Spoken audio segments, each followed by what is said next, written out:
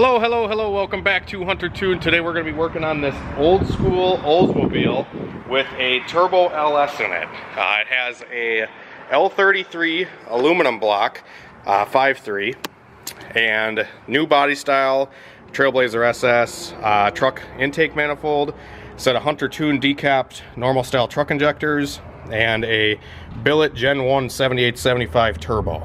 Also has a VS Racing wastegate, 3-inch intercooler piping, VS blow-off valve, looks like a JDM Sport or something intercooler, looks like maybe a 3-inch core intercooler, aluminum radiator, all the truck accessories. Pretty cool setup, pretty basic setup, but I mean shit.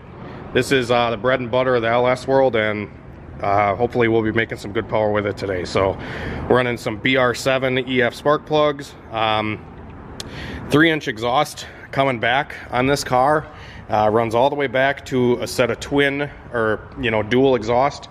I don't know if it's like a 2-inch or 2.5-inch 2.5-inch tailpipes section with some bullet style mufflers that are straight through.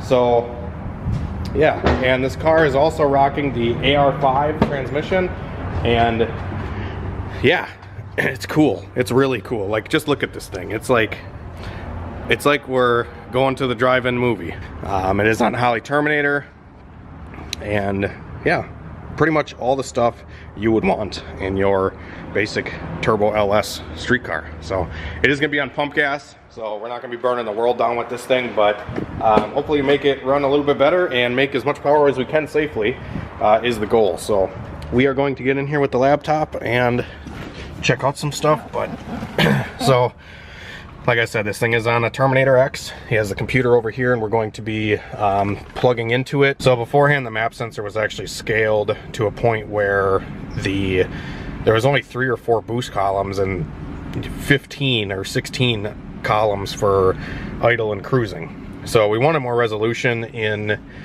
boost, so we rescaled the tables. So we have pretty much half and half. So we have half of the tables are going to be cruising, and then the other upper half is going to be for boost. So I'll show you here.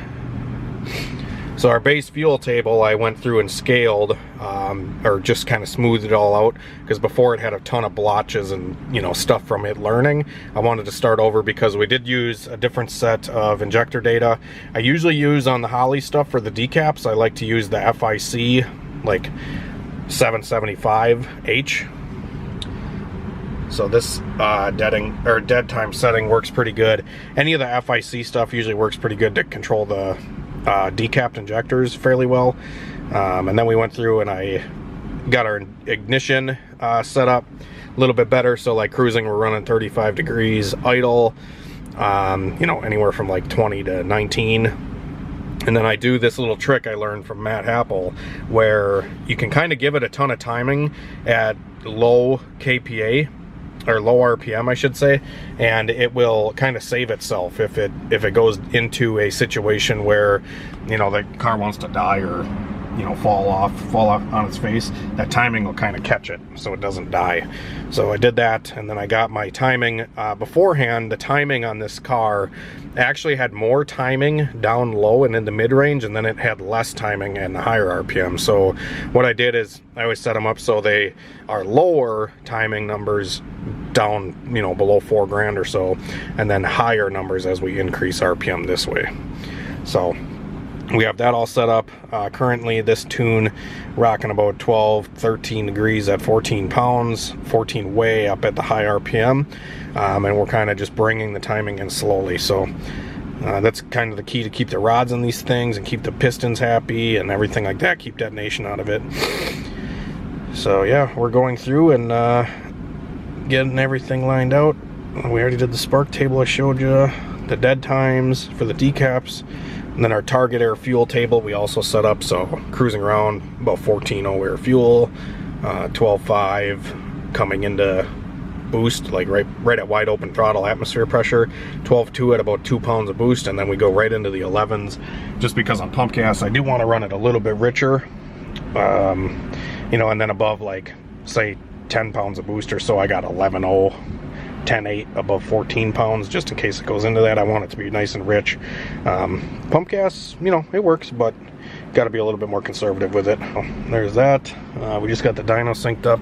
This thing's cool. It's got like, I don't know if this is the original key that's in here. Oh, that lock cylinder's been changed. Oh, okay. Yeah.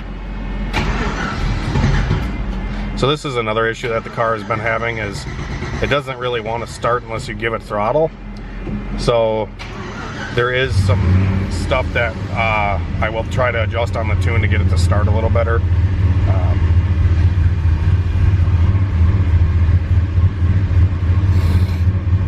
So yeah, we're gonna go through and do a pull. We got the dyno to set up right now to do a 3rd gear rip. So I'm gonna kind of keep an eye on everything, take a data log, and see how far off everything is.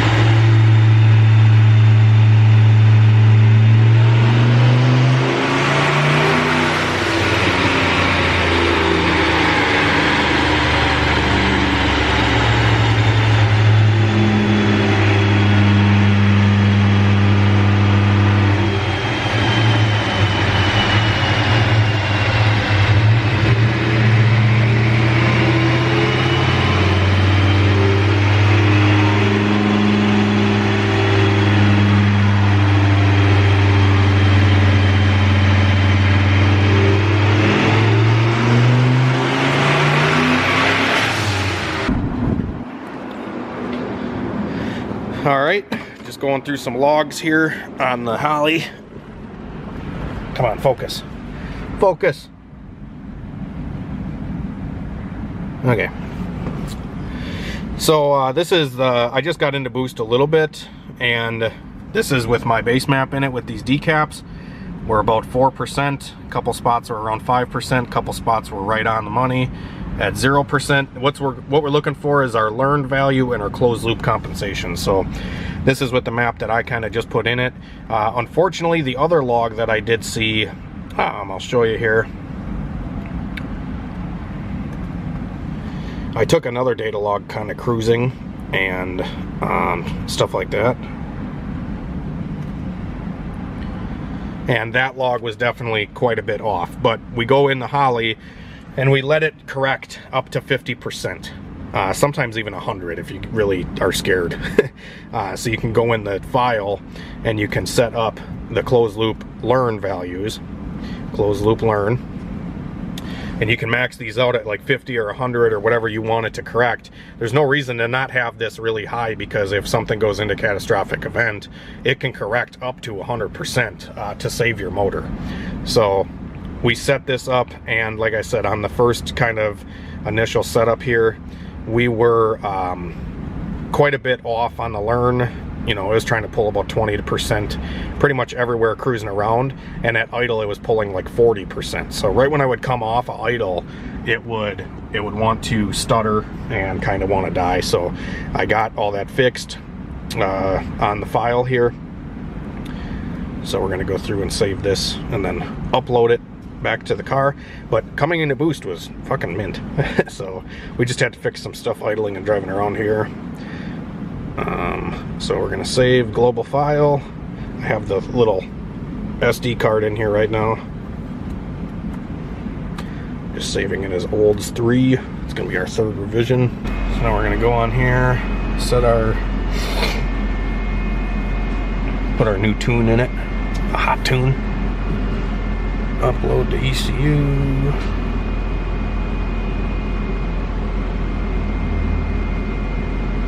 turn ignition off for 4 seconds. Okay.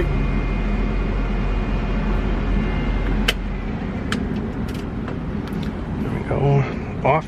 Now we can do a dyno run, take another log, make sure everything's going to be good to go.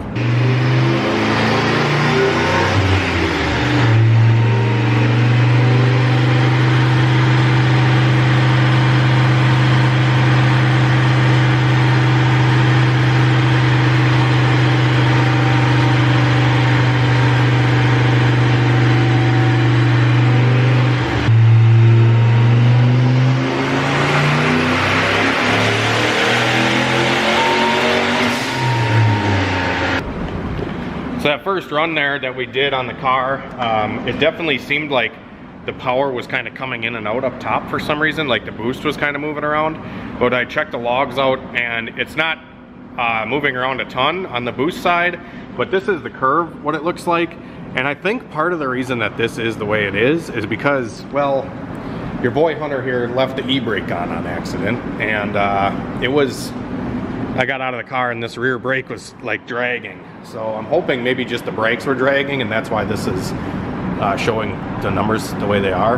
But we're gonna try it again now that the brake isn't engaged and see how it does.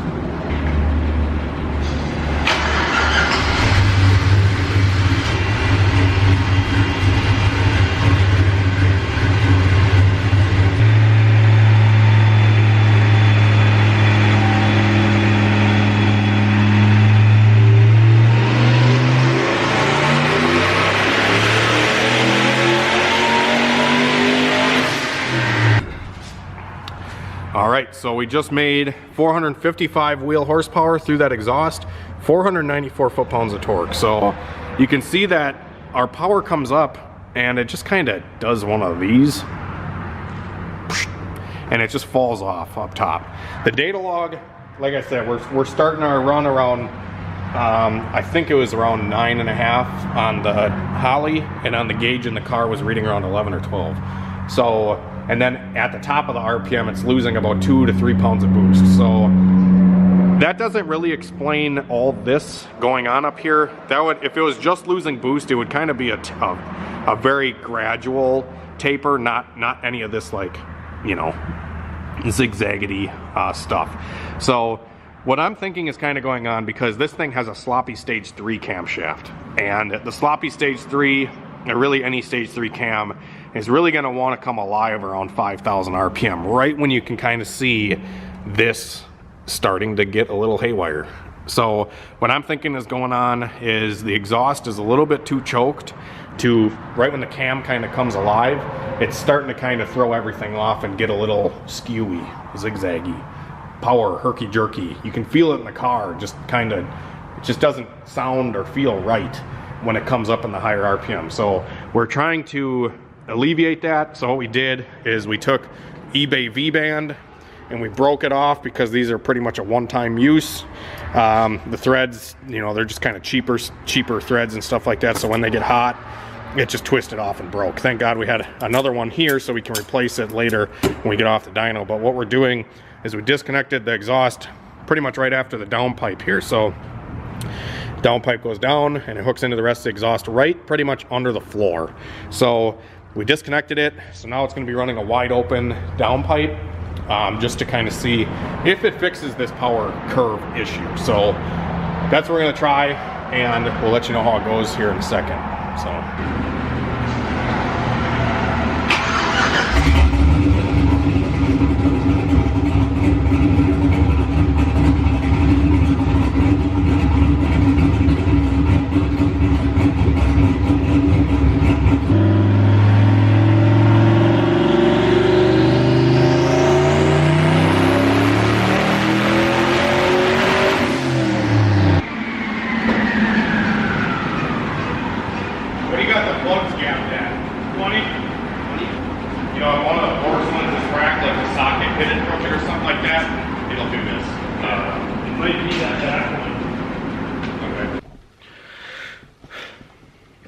Alright guys, so in the last clip you saw us kind of figuring, like, what the heck is going on with this thing? It was only making like 400, little over 400 horsepower on like 10 pounds of boost. With this setup, I figured it should be 500 horsepower. So it did seem like it was 100 horsepower down, and I was just scratching my head like, okay, let's get down to mechanics here and the mechanical stuff in the engine and see what's really going on.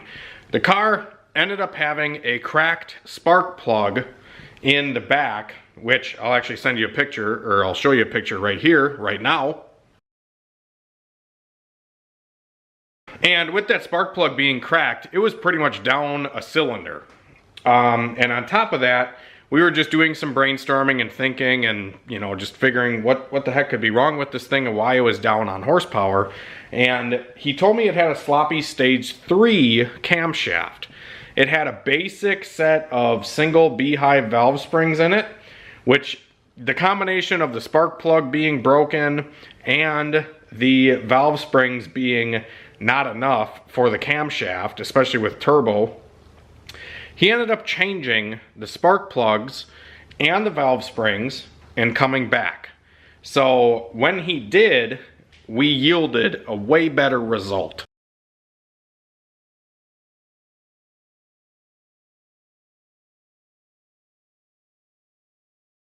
And I ended up, like I said, we were kind of just scratching our heads like, what the heck is going on here? But when it comes down to it, I tend to overthink the simple things a lot.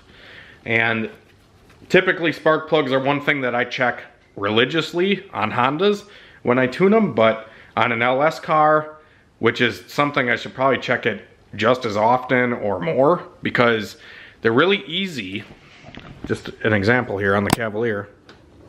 When you put the plugs in, if the socket, like if you're tightening it down, like you're cranking the ratchet down and the socket just moves, or the ratchet moves a little bit, the porcelain will crack. Like, so that's what happened. He installed them, and the back one is a little bit tight to get to. So what I recommend guys do is they take a spark plug socket and they just put a wrench on the end of it, especially for like them back cylinders.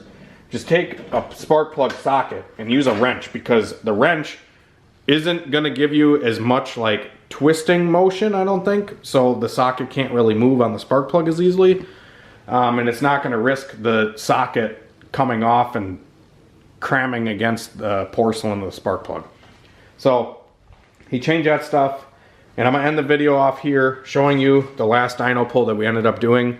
Car made extremely, you know, about 100 more horsepower, and he's super stoked. He's gonna go race it next week. Hopefully we'll get some footage of it, and very happy to have the setup come together.